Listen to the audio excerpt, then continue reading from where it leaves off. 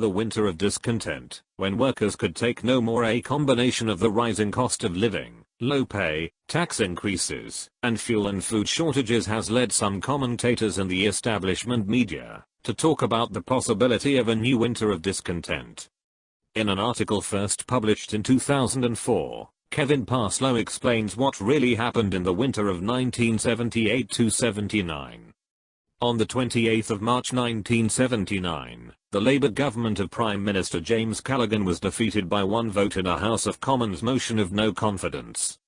Already in a minority, all the opposition parties voted against it, and the government's time was up.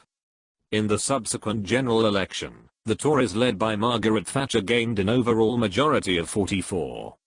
Some, mainly the right wing of the Labour Party and trade unions, joined capitalist commentators in blaming the winter of discontent for Labour's defeat, believing voters took fright at trade union power.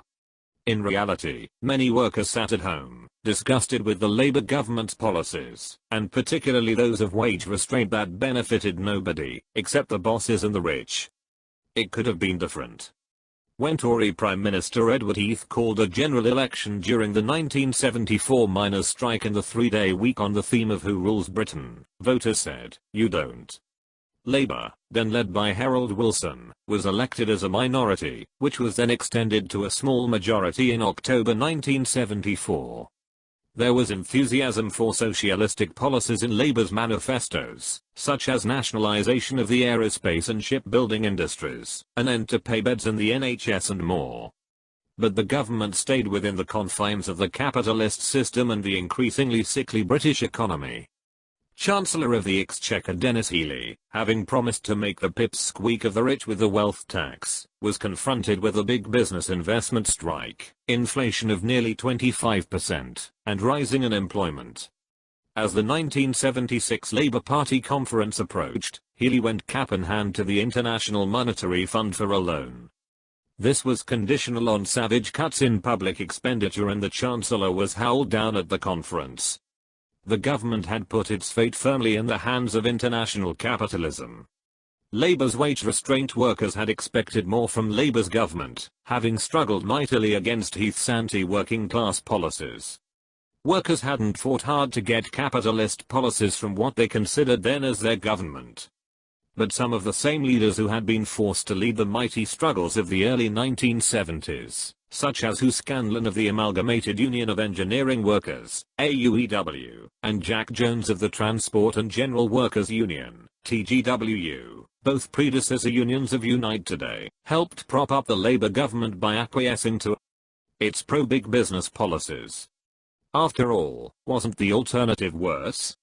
The Tories had booted out Heath and elected Thatcher as their leader. She was bent on revenge against the trade unions, and proposed vicious anti-working class policies. Many union leaders believed the only way to prevent her ascent to power was to support the Labour government, led since May 1976 by Callaghan, in whatever it did. The social contract, an agreement between the Labour government and the trade unions, was used as a cover for wage restraint. From September 1975, union leaders agreed to a voluntary £6 a week limit to wage rises. In 1976, things got tougher for workers, with phase 2 a 4.5% norm, with a £4 a week maximum, and then stage 3 in 1977 limited increases to 10%. Workers were much more loyal to Labour than they are now. The government was far more susceptible to pressure through the trade unions and constituencies. The ranks of the Labour Party were fighting for socialist policies, and for party democracy, to ensure MPs carried them out. But the union leaders' acceptance of the pay norms confused and demoralised workers. Labour lost by-elections in what should have been safe seats, and made a pact with the Liberals to stay in power. This, of course, ensured no return to any form of socialist policies. The government got a warning in the winter of 1977-78, when firefighters took strike action for a 30% wage increase. They were out for 10 weeks, without strike pay, or, scandalously, any official support from the Trades Union Congress, TUC. They settled for 10%, but also a promise of cuts in hours and new shift systems, which would improve their conditions. They had not won decisively, but had shown what strike action could achieve. Incredibly, ignoring the anger developing from below, the government pressed on for a stage 4. Wage increases would be limited to 5% in 1978-79. Inflation in 1978 was 8.3%. Even the Inland Revenue could not hide the truth about who prospered from wage restraint. The share of the nation's wealth owned by the richest 1% had risen from 22.5% in 1974 to 24.9% in 1976. The top half's share had gone up to 94.4% from 92.9% over the same period. Meanwhile, the poorest half of the population had seen their share fall from 7.1% to 5.6%. So much for a fundamental and irreversible shift in the balance of wealth and power in favor of working people and their families, as promised in Labour's election manifesto of October 1974. Workers show strength. Workers had had enough. Trade union leaders felt the ground shifting under their feet. Trade unionists felt their feet moving out of the workplaces. In September 1978, in response to their employer's 5% offer, 57,000 Ford workers spontaneously walked out of their factories. They knew Ford had made £270 million profits the previous year, and could afford a decent pay rise. They didn't go back for 9 weeks, until accepting an offer amounting to 9.5% on basic pay, plus 2% on holidays and 5% on attendance allowances. The government's flagship pay policy had been hit below the waterline.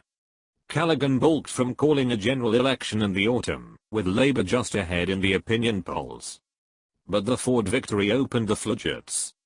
A motion moved by militant supporter Terry Duffy of Liverpool Wavertree constituency, a Labour Party at party conference, pulled the trade unions behind it, and was passed. Labour's conference opposed the Labour government's pay restraint. Car workers were often portrayed by the boss's press as being well paid. Large sections weren't. But as the Ford workers settled in November, low-paid bakery workers began a strike against the big monopolies of the Bakers' Federation, that lasted for 6 weeks until the new year. They achieved an increase of £6 a week, on basic wages of just £42, representing a 14.4% rise.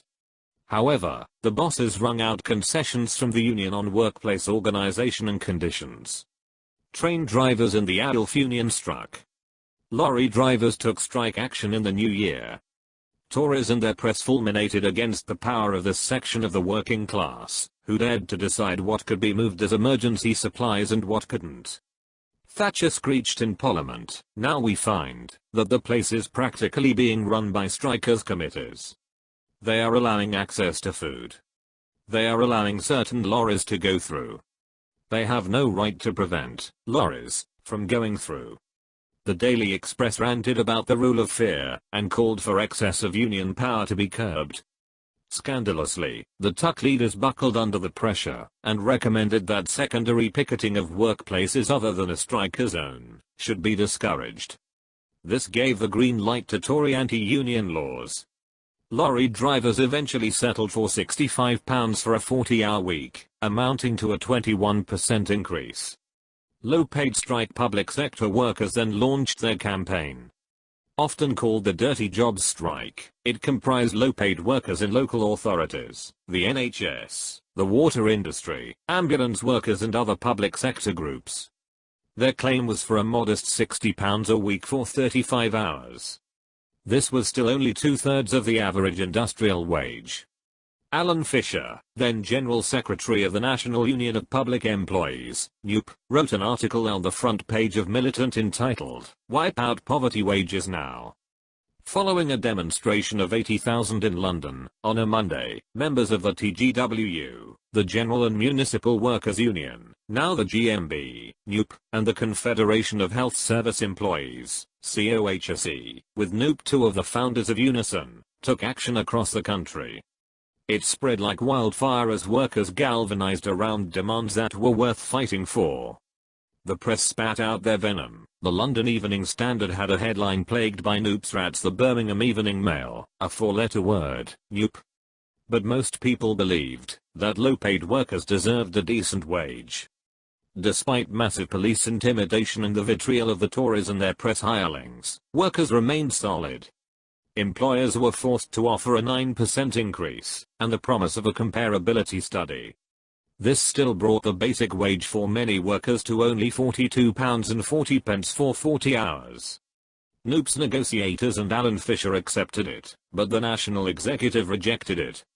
This confused the membership. In subsequent ballots, local authority workers in NUPE accepted their offer by a 6-4 majority, but NHS ancillary workers and ambulance workers rejected it by 4-1 and 7-1 respectively. The confusion allowed the national committees to settle the dispute and the dirty jobs strike was over. But the strike was a step forward for hundreds of thousands of low-paid workers who had taken action for the first time. Civil servants then took action for their claim, which again broke the pay guidelines as it was settled just before the general election. But Labour could not be saved, roundly defeated by Thatcher's Tories. Unfortunately, the Tuck leaders were found wanting in attempting to counter Thatcher's pro-big business policies and attacks on union rights. In 1979, 12 million workers were organized into trade unions. If they had leaders prepared to fight for socialist policies, history would have been different. Instead, we have to learn the lessons of this battle, and the course of history since, in order to rebuild the trade unions as fighting organizations. The winter of discontent showed that when workers can take no more, they will struggle, and struggle hard. Days like these will come again, and socialists have to be prepared to ensure a better outcome than in 1979.